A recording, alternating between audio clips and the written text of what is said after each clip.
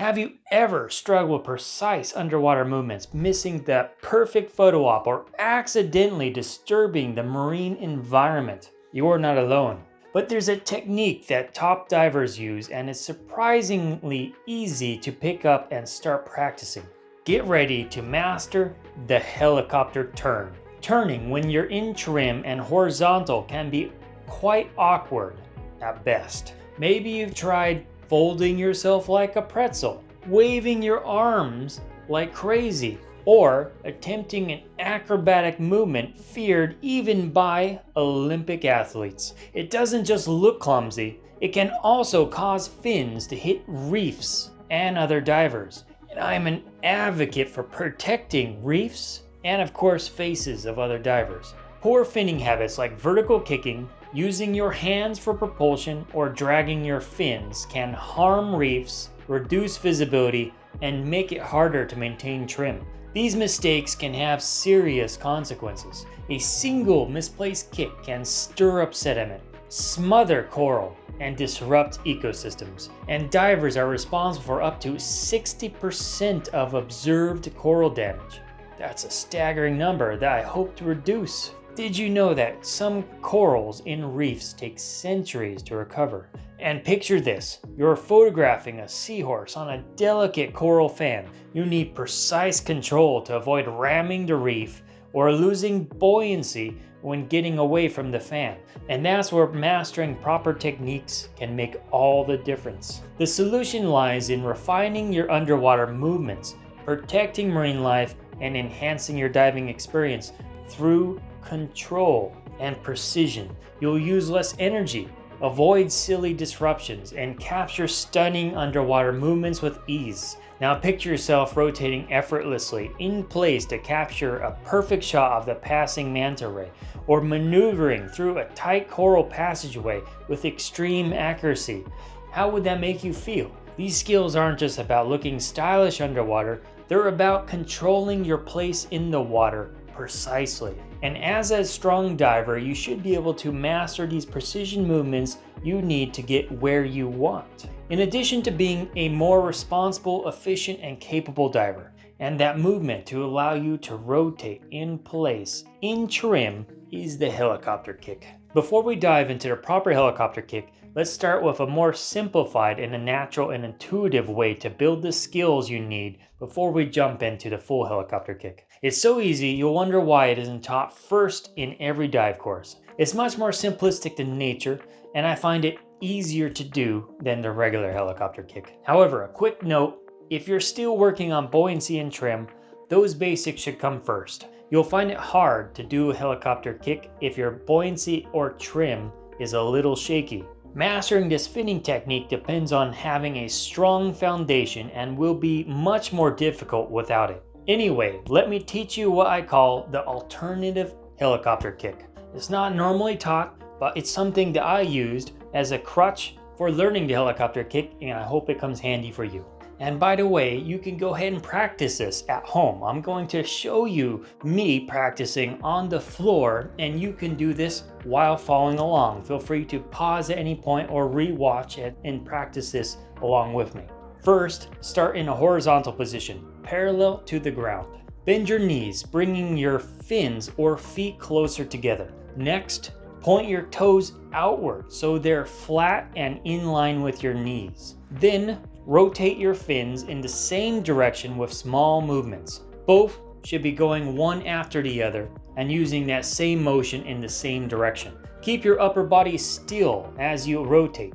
Your knees should not be dropping and your legs should not be moving significantly. You're really just rotating your ankles. How do you feel about it? My alternative helicopter kick slightly differs from the traditional turn, but it's an excellent starting point for mastering the mechanics. And you'll find it's a lot easier to get started with. I'm sure you will have no problem doing it on your next dive. It's not taught at any of the big organizations, but to me, it's a suitable kick in some situations, so I wanted to share. This method is more about precision than power. While slower than the traditional helicopter kick, it minimizes disturbance and helps you build confidence. Give it a shot on your next dive, and I hope you found this technique as natural as I did.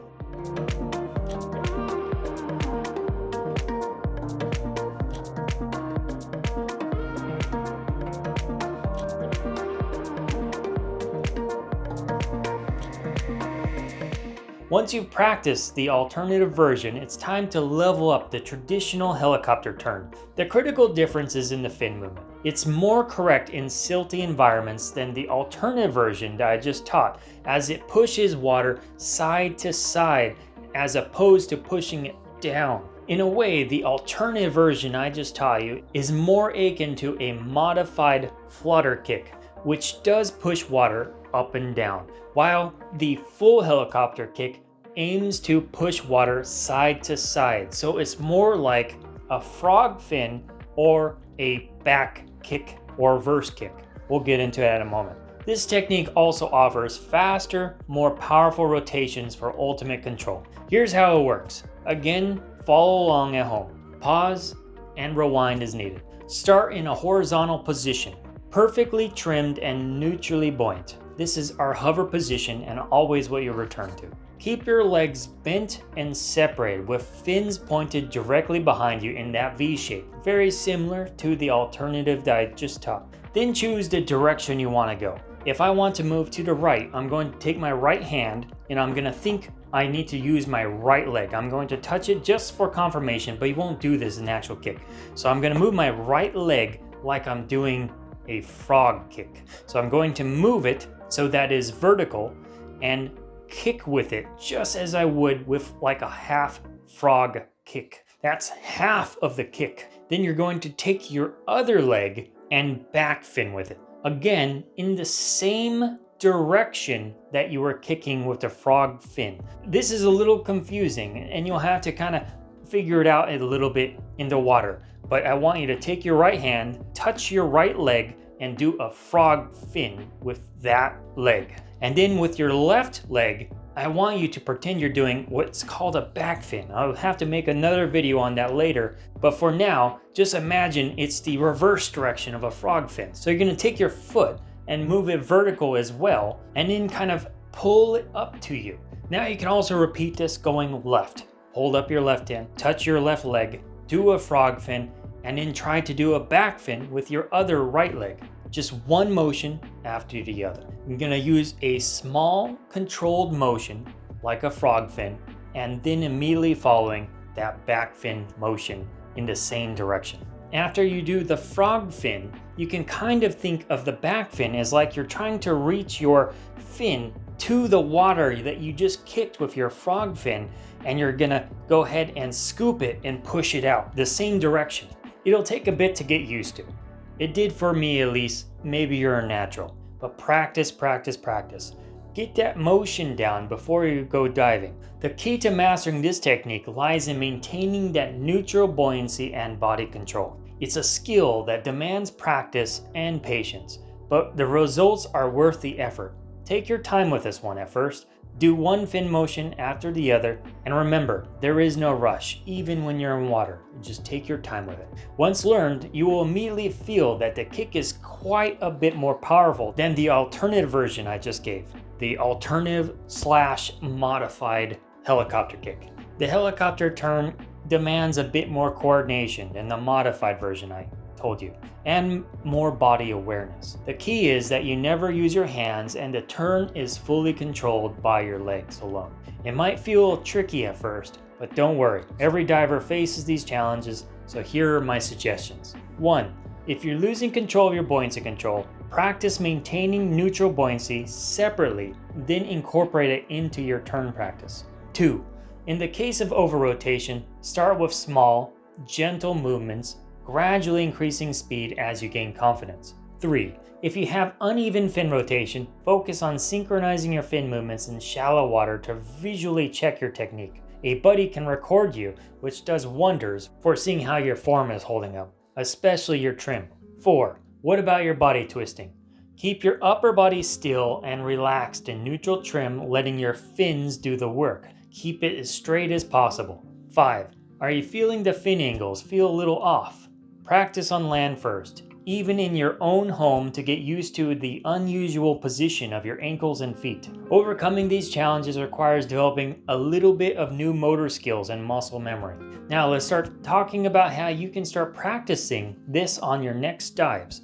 First, before we jump in the water, we want to start with dry practice. We really just want to do the thing that I mentioned earlier on the ground and get a feeling for those motions, and just keep doing those motions over and over again until they feel natural and comfortable. You're building that muscle memory even out of water. And soon we'll add water complexity, which won't make it easier, it's just going to make it harder. But if you understand those motions and you get the feeling for it, it'll be a lot easier. Next, let's try some shallow water practice. You can actually just get a wetsuit on and go into some shallow water without needing your scuba gear, and just try turning chest deep in the water without fins, or you can even use fins and try turning at the surface. It'll feel pretty awkward, but it's going to help you get that motion down. I highly recommend, if you're feeling good with fins, try doing it without fins on the surface where it's safe. Remember, bring that wetsuit so you don't need to worry about drowning. Also, if it helps, you can also bring a snorkel and completely eliminate the worry about drowning.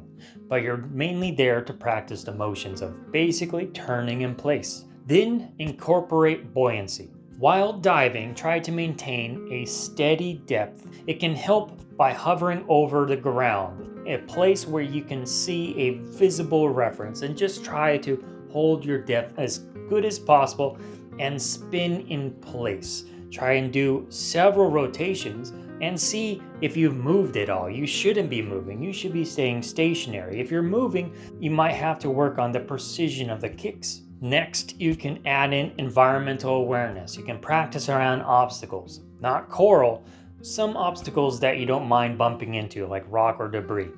Try turning precisely near it, ensuring you don't kick the thing and you have full control of your turn, and more importantly, you stay in place and aware of that rock in its position towards you while on the turn. What you're trying to do is build that spatial awareness and the ability to control your motion exactly where you want to be in the water. Because what I'm trying to move you towards is that feeling of command and control of your placement in the water and ability to dodge and avoid objects like coral. As mentioned in this video, if you're having trouble with your buoyancy and trim, the helicopter will be a little bit more difficult. If you're looking to improve your buoyancy more, I recommend you watch this next video on improving your buoyancy here.